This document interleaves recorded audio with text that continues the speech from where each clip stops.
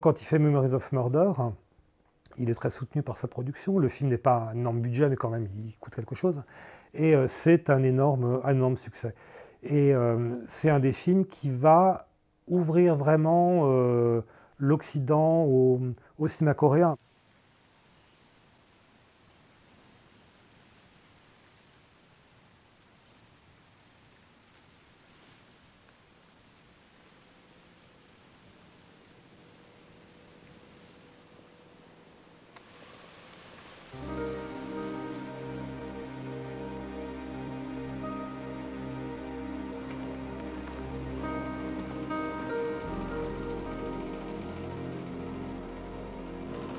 L'année 2003, en fait, c'est l'arrivée du nouveau cinéma coréen. En fait, ce sont des jeunes cinéastes qui étaient étudiants pendant la dictature, donc qui ont fait leurs premières armes, ou qui ont connu le cinéma dans un milieu quand même très fermé, hein, et qui justement ont un appétit de liberté. Et non seulement de liberté, mais aussi ils voient la différence quand même entre le cinéma coréen commercial et le cinéma américain, en fait. Et il voit vraiment, c'est pas du tout à l'honneur du cinéma coréen, hein. Et donc il va falloir un peu remettre à niveau tout ça. C'est-à-dire que quand on voit un film coréen des années 90, on a l'impression que c'est un film des années 80. Quand on voit un film des années 80, on a l'impression que c'est un film des années 70. On a l'impression que toute l'espèce de culture mondiale du cinéma n'a pas du tout percé. Alors que c'était le cas, par exemple, je ne sais pas, au Japon, par exemple, hein, qui ont très vite incorporé, par exemple, le style un peu Tony Scott, avec les néons, les villes sous la pluie, etc. Tandis que le cinéma coréen, c'était pas ça. Et donc, ce sont des grands fans de cinéma américain, des fans aussi de cinéma européen comme Bong Joon-ho, hein, de films d'art et essai. Bong Joon-ho, c'est quelqu'un qui a une culture immense, qui connaît très bien Claude Chabrol, par exemple. Et donc, leur premier film, on sent vraiment un vent de liberté.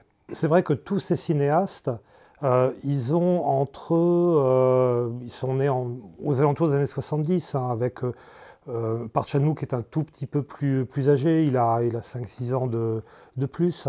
Et donc, que ce soit Park Chan-wook, Bong Joon-ho, Kim Ji-woon, donc ils ont à peu près la trentaine, hein, dans les années 2000.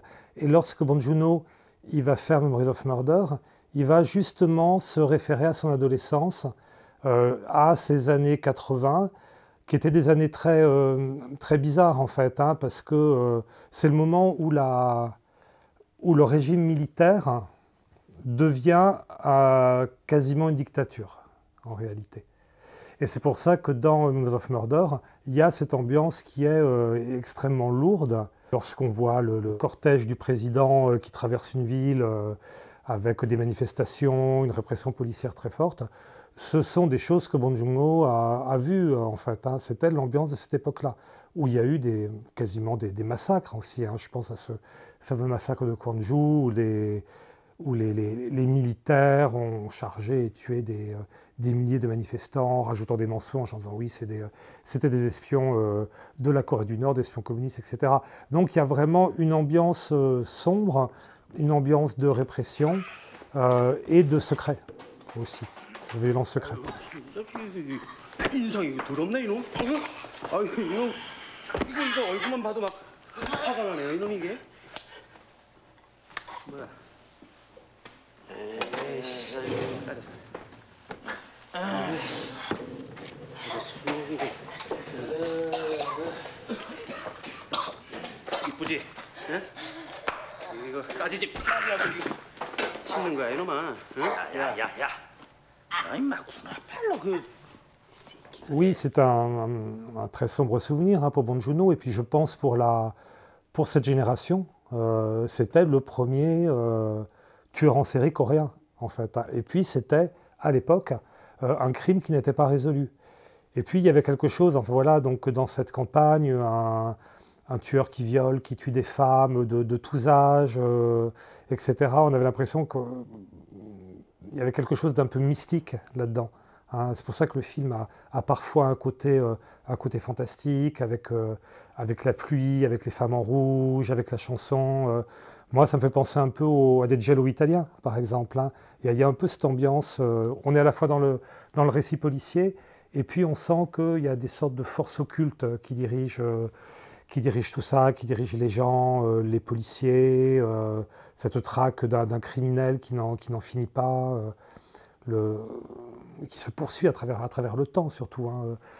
Si on parle d'un souvenir, oui, tout le film a l'air conçu comme un souvenir de l'inspecteur interprété par Song Kang-ho, voilà, avec ce dernier plan qui est bouleversant, où il a l'air de regarder à travers vraiment le tunnel du passé, qu'est-ce qui a bien pu arriver à cette époque-là, et surtout pourquoi est-ce il y a quelque chose de très concret aussi, pourquoi est-ce que l'État n'a pas mis les moyens, tous les moyens nécessaires, et les meilleurs enquêteurs pour arrêter le meurtrier.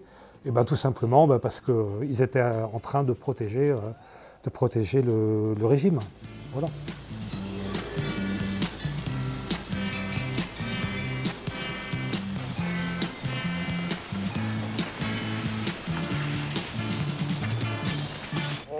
오, 교육이. 이야. 시끄러 임마. 그나저나 쟤 저러다 진짜로 당하면 어떡하냐? 네, 저 근처 어디선가 서태훈 형사가 바짝 따라가고 있을걸요? 아, 님이 함정수사. 비 올 때마다 이 짓을 해야 되냐? Bong Joon-ho, il a fait un travail de documentation. En fait, il a rouvert l'enquête, si on peut dire, hein. Il est allé compulser tous les journaux possibles. Il a rencontré un policier également, qui avait enquêté et qui était hanté depuis 2 décennies, hein, par les crimes. Il s'est vraiment, il est entré en empathie aussi, beaucoup avec l'adolescente. Quand on lit ses interviews, on a l'impression qu'il a vraiment un fantôme à côté de lui et que c'est le fantôme de l'adolescente qui le pousse à continuer, parce que tous les crimes qu'a commis cet assassin sont injustes, mais là, il y a une injustice supplémentaire. Puis avec l'idée que l'État ne protège pas ses enfants aussi, hein. Et donc voilà, il a été poussé comme ça. Il était vraiment, il avait peur en écrivant le film, hein.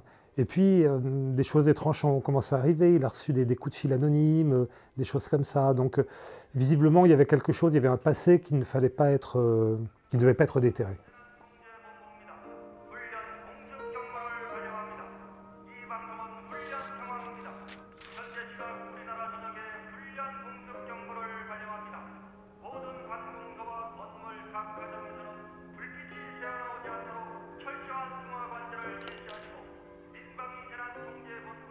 Oui, cette fin avec cet ADN qui dit bah non, c'est pas lui. C'est vrai qu'on peut l'apprendre de différentes façons. Alors, ce qui vient faire du tueur une créature totalement chimérique, hein, mais on peut aussi penser que les laboratoires américains, voyant arriver un échantillon coréen, vont très très mal le traiter, pas bien faire les tests, et aussi que les tests ADN en 86 étaient peut-être pas tout à fait au point. Mais bon, de toute façon, ça, évidemment, on sait qui est le tueur maintenant, mais à cette époque-là, il valait mieux le voir s'enfoncer dans le noir, enfin dans la nuit des temps, quoi, et disparaître à ce moment-là.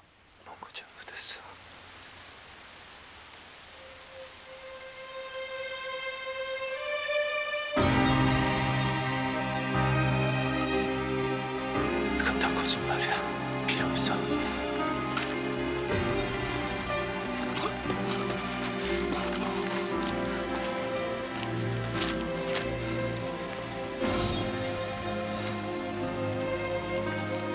혹시 있는 거야 이거? 어?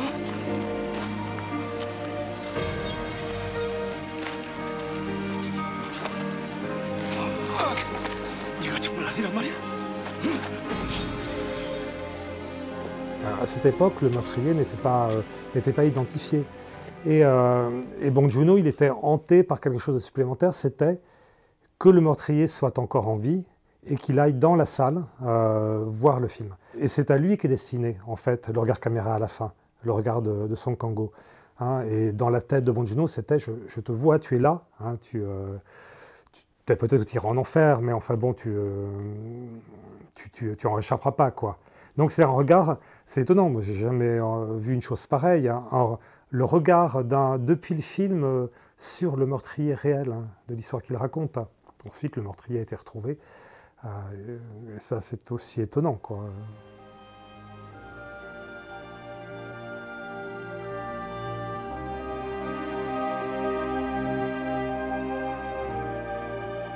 Il y a une influence évidente dans le film, c'est Seven, ou le travail en tout cas de Darius Khondji dans Seven, qui va fournir enfin, bon, un peu cette charte, hein. C'est vrai que le film est quasiment en noir et blanc, hein, à part une couleur qui est la couleur rouge, hein, qui est donc la couleur des femmes qui vont se faire assassiner, et aussi la couleur de ces épouvantails qu'on voit au début, qui ont un tissu rouge. Donc voilà, ce qui rajoute aussi au côté un peu mystique, hein. On est dans une campagne, comme on peut le voir encore d'ailleurs en Corée, hein, c'est des campagnes qui sont un peu figées dans le temps en réalité, hein. Donc c'est une campagne qui a un fond un peu mystique, chamanique aussi, hein. D'ailleurs il y a ce personnage aussi de la chamane, on va encore, même maintenant dans le village coréen, consulter les médiums, les chamans, etc. Donc on a cet effet de remonter dans le temps. La Corée est un pays qui est industrialisé dans les villes, en tout cas, hein, qui est couvert de béton, qui commence à être couvert de tours, avec une population qui est assez fatiguée, aussi assez épuisée, puisque c'est le moment où ils sont en train de rembourser leurs dettes du FMI, parce que c'est un pays qui était d'une pauvreté absolue dans les années, dans l'après-guerre en fait, hein. Et là, ils sont en train de rembourser, et puis il y a un gros effort qui est fait de la part de la génération des pères, hein, du père de Bong Joon-ho par exemple, hein, qui se tue au travail pour relever le pays. Et on sent qu'il y a cette fatigue en fait dans le film. On voit que c'est des personnages qui sont épuisés, c'est une campagne qui est épuisée, c'est pas du tout rupestre ou agréable, hein. Tout est dans la boue, sous la pluie, même les enfants, les ados ont quand même aussi un poids. Enfin bon, on se dit que la mort n'est beaucoup moins, le tueur n'est pas psychologisé par exemple tellement, hein. On a l'impression c'est une génération spontanée, le fruit de son époque, le fruit du pays à ce moment-là et de cette campagne maléfique.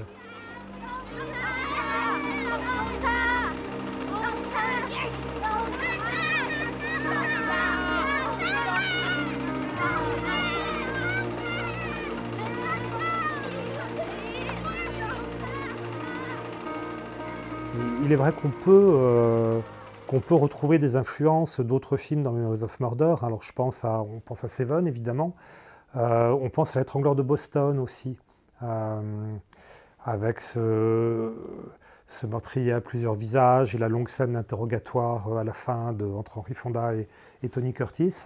On pense à Cure de Kiyoshi Kurosawa. Là aussi, on a un meurtrier insaisissable puisqu'il est amnésique, il oublie toujours ce qu'il a fait.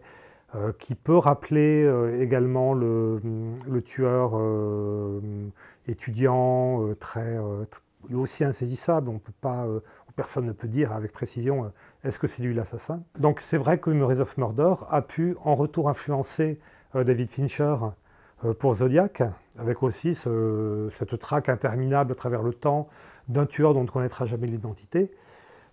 Aussi des films comme La Isla Minima, par exemple, pour le décor de champs campagnards, et un film comme La Nuit du 12 aussi, qui raconte aussi l'histoire d'un meurtre non élucidé, avec des policiers qui sont hantés aussi par quelque chose, Et puis évidemment, bon, là on remplacerait la dictature coréenne par le patriarcat dans La Nuit du 12, et on arriverait à quelque chose qui pourrait être assez approchant, quoi.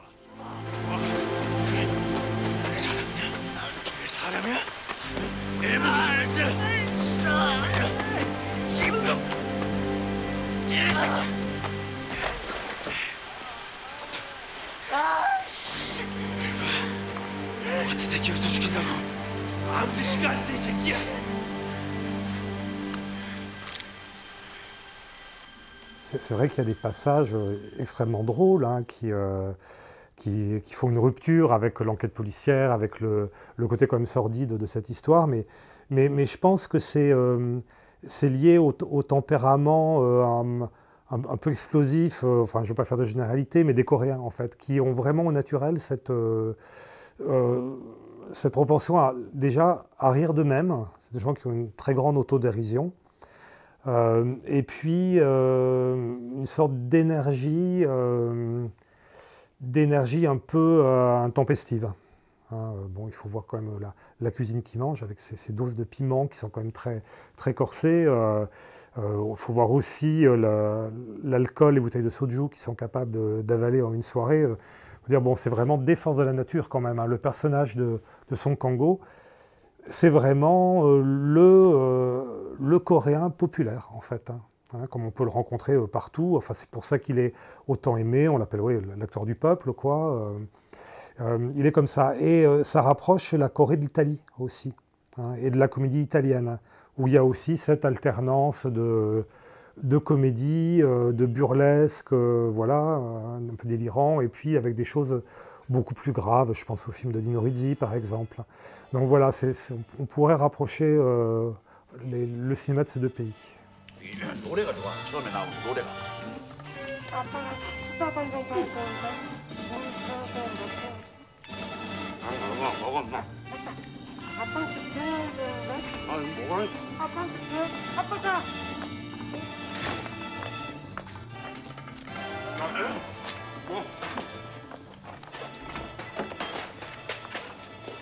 야, 매방. 이게 말이야. 작년에 이양숙 죽었을 때. Alors Bong Joon-ho, son premier film, c'est Barking Dogs and Never Bite, qui est un film indépendant, une comédie extrêmement drôle et très très incisive hein, sur la société coréenne, sur la corruption des fonctionnaires, des professeurs d'université, etc. Mais bon, un film qui n'a pas été beaucoup vu, alors qu'il y a quand même Beduna dedans, donc c'est vraiment quelqu'un qui a l'œil aussi hein, pour choisir les acteurs. Et donc quand il fait Memories of Murder, il est très soutenu par sa production. Le film n'est pas un énorme budget, mais quand même, il coûte quelque chose. Et c'est un énorme succès.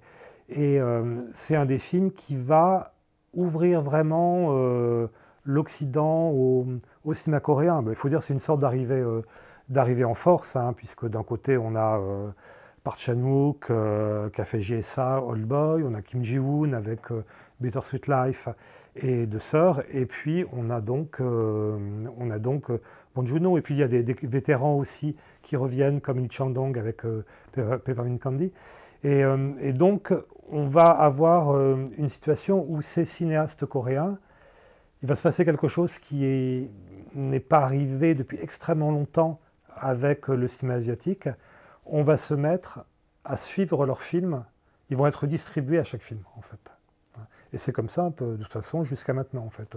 Tous les films de Bong Joon-ho, forcément, avec le succès qu'il a eu, sont distribués, mais également tous les films de Park Chan-wook, la plupart des films de Kim Ji-woon, les films donc Sang-soo, n'en parlons pas, ils sortent tous. Et donc, on va arriver à une dizaine de cinéastes coréens dont la distribution ne sera jamais manquée. Voilà. Alors que ce n'est pas le cas au Japon à la même époque, c'est pas du tout le cas à Hong Kong aussi, où des cinéastes retombent dans l'oubli, ou n'ont jamais été vraiment bien distribués comme Ringo Lam. Mais là, on a un pays asiatique qui prend la suite, en fait, et en mieux, en fait, de toutes les vagues asiatiques qu'il y a pu y avoir. La vague japonaise, la vague hongkongaise, et puis c'est la vague coréenne. Mais en fait, bon, c'est simple, ça correspond aussi. Quel est le pays qui est fort économiquement à ce moment-là hein. Ça a été un moment le Japon, ça a été Hong Kong, et puis la Corée, évidemment. La Corée qui a une puissance qu'on perçoit encore maintenant, qui n'a jamais abandonné, parce que maintenant on a la K-pop, on a Blackpink et BTS, on a les webtoons, on a les K-dramas évidemment qui sont des succès populaires. Donc c'est le début de ce qu'on appelait l'Hallyu, en fait, la vague coréenne, qui n'est jamais retombée jusqu'à maintenant.